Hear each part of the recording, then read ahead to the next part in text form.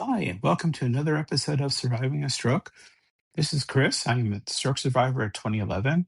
And today I want to talk about what happens when you leave the hospital. Like in the last episode, I talked about my experience going through the rehab program at Huntington Hospital. The one thing they don't prepare you for, which I really do wish there was somebody that did this, a social worker or something, prepare you for life after you leave the hospital. The one weird thing that I experienced, and I don't know if anybody else out there has gone through this, is like there's this weird emotion you have that the hospital was your home.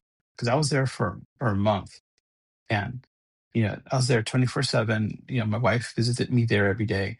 The hospital was my home for a month. So then the day that you leave the hospital, and sometimes I wonder if they cut me loose from the hospital because the insurance didn't want to cover it anymore, or by their eyes, I was well enough to go home.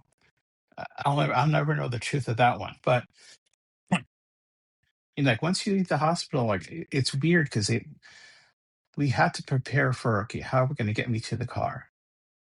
Then once you get in the car, so what happens when you get home? How are you going to get out of the car? So what I had my wife do is I had one of my physical therapists teach her how to take me out of the car the proper way. And and actually, what I should have did is had my dad learn that as well, so that more people learned how to do it. So once we got home, I think the first thing that made me feel at home was seeing the dogs, because the dogs haven't seen me for a month because I was locked up in the hospital. But once you get home, it's like just getting used to being home because it's a whole different experience. You're no longer in a hospital bed. You're sitting on your couch. And, all of a sudden, you're responsible for your own food.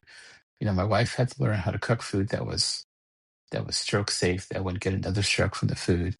Um, and again, like I said a little while ago, I mean, part of you is thinking, okay, the hospital is my home, so getting used to being back in your own home again. So that was like a weird thing. The second thing I learned, which I really did not like, and I really hate the medical insurance system for this, is that once you get out of the hospital, you're an outpatient, you get treated very differently. Like when I tried to, because when I left the hospital, they told me I needed to book an appointment for a physical therapist in an OT. And so when I called to book an appointment, they told me that I couldn't get an appointment for a month and a half. So I basically went a month and a half without a physical therapist or an OT. So I guess to fill the gap, they send these people to you. They're like inpatient PTs and OTs, and quite frankly, that system sucks. And let me just be blunt there, and that system just sucks because I mean they're trying to do physical therapy with you like in your bed or whatever, and compared to what I got in the hospital, it just really didn't do anything for me, and it was only once a week. When I was in a hospital, I had 6 hours a day of some sort of therapy, so I went from 6 hours a day to um, 1 hour a week, which sucked.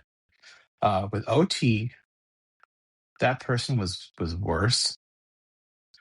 I had a lot of trouble with her, so really, it was sort of the PT therapist that traveled to my house that was okay, but she kind of filled that gap for that month and a half that I didn't have real PT. Then, so once I went to get PT at the facility, which I won't say the names, I think they suck, but you go there, they kind of evaluate you, then that's it. They say, okay, well, let's set up another appointment. Then I was another month.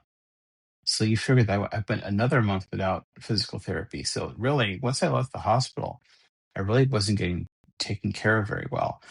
And so I think I was insurance covered, I believe it was 10 visits of physical therapy and 10 visits, no, it was probably 7 visits of OT. So then when those ran out, they kind of reevaluated me again. And so then what ended up happening was that the insurance said they didn't think I was going to get any better. So they cut off my PT. So I was sort of stuck in a predicament like, okay, what the hell do I do now? Because the insurance company thinks I'm just going to be what I am there. I'm not going to get any better. And so what my wife and I decided to do. Oh, And one thing we did do is that, so I'll cover this in another episode. We took advantage of a lot of alternate therapies like acupuncture, but again, I'll talk about it probably in the next episode. But anyway, so what we started doing was I read about aqua therapy, and so we booked an aqua therapist at the Rosebud Aquatic Center, and she was amazing. So pretty much, I think that fall we did a lot of aqua therapy. But the one thing that, again, I think I mentioned in a prior episode, one of my mental mistakes was that I wanted to go back to work because I was a teacher. And I wanted to get back to work by end of August. That was my whole desire, just get back to work.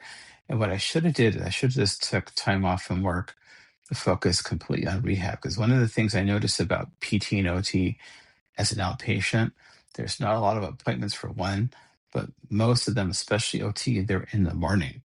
So like I was kind of screwed because it's like I work until 2 or 3 o'clock in the afternoon. So it was really hard to try to book an appointment with them. Then once you actually go to OT, it's like it's super, super crowded. It's not just you and your OT. There's like six of us there. And she had to go and take turns between the six of us. So you really just you're not getting your attention. So that's where the aqua therapy came in, and that really helped build my legs and my arms during that time period. Um, so that was one of the things we did once the insurance ran out. Then at some point, my nephew, who's a trainer, he says, "Oh, well, I can train you and work with you and get you stronger." And so I think he trained me. But see, his thing, he knows nothing about physical therapy. He just knows about muscles and being a trainer because that's what he's used to training people with. So he kind of trained me in that way. So I wasn't quite getting what I needed to get. And so at some point, he just quit because he got himself into a new relationship. So now, again, I was stuck without anybody that helped me focus on getting better. I mean, a lot of it, and I'm going to say this to you as my big advice for this episode is a lot of it is you. You have to have desire to want to get better. And number two, you need to really advocate for yourself. Because if you don't advocate for yourself, nobody's going to do shit for you. They're just going to let you just fall through the cracks, which I did a lot. Just found it fell through the cracks. Um, and so it's very, very, that time period when you get out of the hospital. So I'm talking about maybe like the first 6 months once I left the hospital. Like a lot of it is adjusting to life outside the hospital also, but you're dealing with insurance companies, you're dealing with physical therapists, OTs, and trying to get something happening. And a lot of it, for a lot of people, they just quit and give up. But for me, I did not want to give up because I wanted to go back to work. I was afraid they were going to fire me because, I couldn't go back to work. And I used to work at a private school, and they don't give a crap about you. So really my attitude was I want to get back to work. Like I said, in retrospect, that might have been a big mistake for me.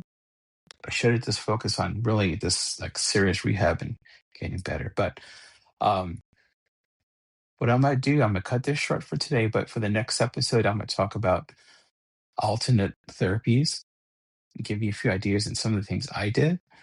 But that's it for now. So again, this is Chris with Surviving a Stroke. For all of you out there, if you had a stroke, hang in there because a lot of it, like I said, you have to want to get better. Number two, if you're a caregiver, bless you because that is just so hard. So until next time, thanks, guys.